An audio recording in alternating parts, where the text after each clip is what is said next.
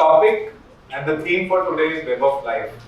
Web in itself is a very complex word, right? Because when you start thinking web, this kind of leave lot of open-ended questions in your mind. Right? So what I will do is I will start this talk by showing you a simple picture, and I want to ask you, what comes to your mind when you see this picture? Anybody can say? It's a bowl. Bowl? Yeah, it's a bowl. Yeah, broken, a lot of cracks in it. Its location. Anything else? Anything? It's empty or full? Empty. Yeah, that's our guess. Okay? Because I think that's life. Because we don't know whether our life is full or empty or other person's life is full or empty. But from the other side, other person's life always looks full. Right? So this bowl is my life. That's what I will talk about for next few minutes with all of you. I believe that all of us are so different and unique that all of us have our own unique bowl. And over a period of life, we start breaking up at edges, at different places, and because of that, we start developing imperfections. But we still, the bowl has a base which is intact, but we still want to hold our base. That's what has the life into me. But there are relationships and people in those relationships that do the job of giving you experiences which start filling these cracks. And for me today, I will talk about the relationship of being a father to two young daughters who have helped me fill the cracks in my life. And I believe that all of us have those relationships that fills the gap in our own life. This is actually a Japanese art form which is called Kintsugi. Has anybody heard about it? Yes. Yeah, it was there in the movie Pathan. So Kintsugi is a Japanese art form. You take the broken pots and use a golden metal to fill those cracks, and then that pot becomes beautiful than before. Right? To me, Kintsugi is being a father to two young daughters. I have two daughters, Adira, who is 7-year-old, and Ira, who is 2-year-old, and they have been Kintsugi to me. They have filled those cracks for me in my life so far. I'm sure I will need far more Kintsugi as I progress in the life, because that's a journey. But let me kind of take a pause and take you through how they have done it for me. Actually, being a father was never a great idea to me. I was not very sure that I want to have kids and at what time. Because both me and my wife Atika, we live a very fast-paced life. Both are running businesses. And like, I think coming from a middle class, you always know you have to give up something to adopt something, right? But Atika was persistent and we end up having two daughters over an interval of 5 years. And that's how my journey of filling those cracks started. So what I will do today is, I will share 7 lessons or 7 golden views this Kintsugi had brought in my life as a learning to all of you, and we'll find our Kintsugi together over the next few minutes. All of these are images or drawings made by my daughters, or I have taken from them. So when you become parent or you become father, it's very consuming, right? From the outside it looks beautiful to the people not having kids, but as a parent you know it's consuming, especially in the early years, right? And it's not easy, because to give an example, in a crisp winter daily night, you will wake up 10 times to check if your kids are covered with a blanket or not after a 12-hour day, right? Or this is one relationship where they will shit on you, they will spit on you, they will cry at you, but you will still do it with a pleasant smile. That's the unconditional love and care this relationship brings to you. Now, if I look at my third baby, which is my company, it's very similar. Because there are people who look up to you to give that unconditional love and care to you. Because if you are not clear, they will become lost. They look up to you to get direction, right? Because in a young organization, culture percolates very fast, and you are the culture. Because nobody defines the culture of a 2-member company until it becomes a 10-member company, until it becomes a 100-member company, till it becomes a 500-member company. You are the culture in the beginning. So that's the first lesson I want to leave to all of you, is that you need to be passionate, and if you are passionate on something, the challenges and pain become immaterial. Right? So give unconditional love and care to whatever you choose to do, or find your baby where you can give it. The second lesson is of kids are observer. They observe everything in the family, in the surrounding, absorb it and then give it back. That's how their journey starts, right? So let me share an example. I'm from Chandigarh, so I do a lot of road trips between Delhi and Chandigarh. It's a good highway, 3-4 hours journey. And I was driving, Adira and Ira were in the back seat, and I asked for a water bottle. And like Adira said, Papa, I can't give you. I said, why? So he said, you have not seen that green board which says don't drink and drive. I was pleasantly amused. And you can't say anything, right? So I kept driving for 3 hours and I thought like I will have a sip of water when I reach home. So because they observe and then they reflect. And if you break that learning which they had, they feel confused and you can't let it happen. Similarly, we host a lot of guests at home. Mostly we'll try to clean the house once everyone leaves and then go to sleep. So we have seen our 2-year-old always bring her handkerchief and try to clean the table as soon as somebody leaves. So that's another observation. She has seen us doing it and now she is doing it, right? So it's very important in a young organization to be given an environment of letting people observe, because they observe and then they start becoming independent. So that's the second lesson, is don't kill the power of learning through observation, which lies in a young setup. Sometimes we see this as something not part of our ecosystem, not part of our boundaries, and we tend to curb it. We should not.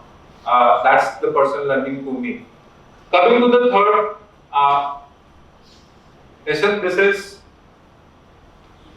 Ira. She is 2-year-old, and this is the photo I have taken when on a Monday morning when I was getting late for the meeting. I had to make her ready and I had to drop her at her play school. So she was wearing this red uniform, but she said, I don't want to wear this uniform. So I want to wear that yellow dress which I was wearing 2 days back. And I realized that that dress is for washing. What should I do? So you are getting late.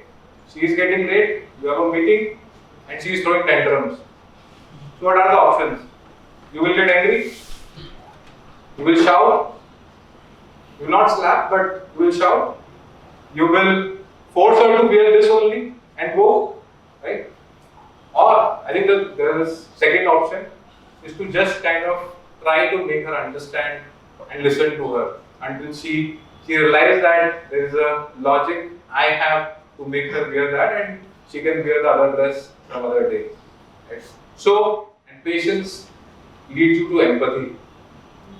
And if I look at this from the organizational perspective, sometimes you feel that the team is not understanding your point of view.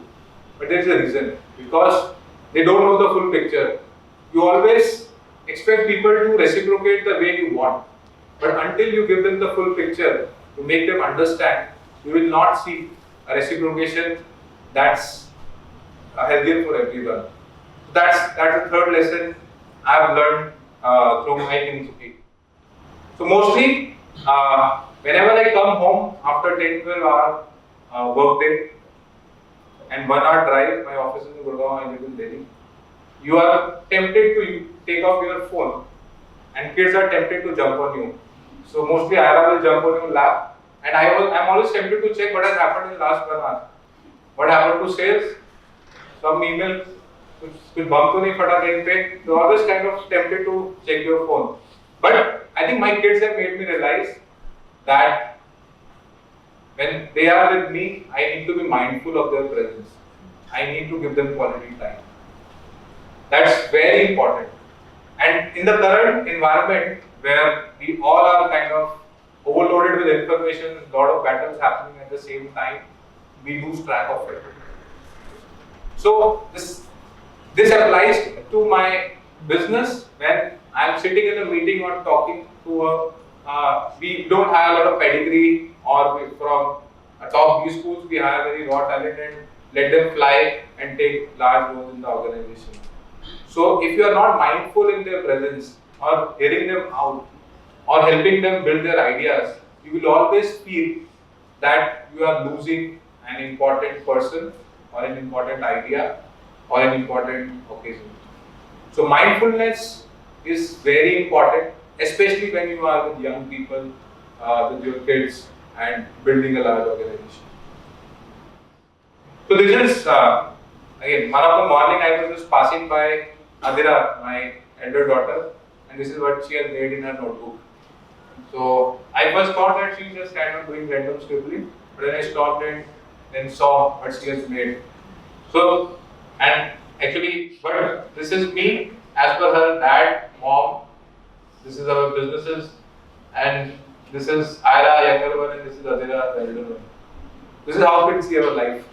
So what we see, our life, and what they see, our life is very different.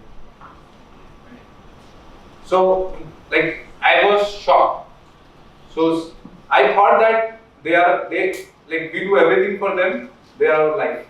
For them, our companies are our life, and they are on the third matrix of that grid. So, and I kind of try to understand from her why she had made it. She explained that most of the time you are in office, you are on calls. But you love us, right? So that's why she has tagged herself to Mama and the younger one to Papa. Very important. When you are aspiring, ambitious, building something new, but at the same time have a loving family, you have to flex yourself. I don't think that there is either or. You have to manage the both beautifully well.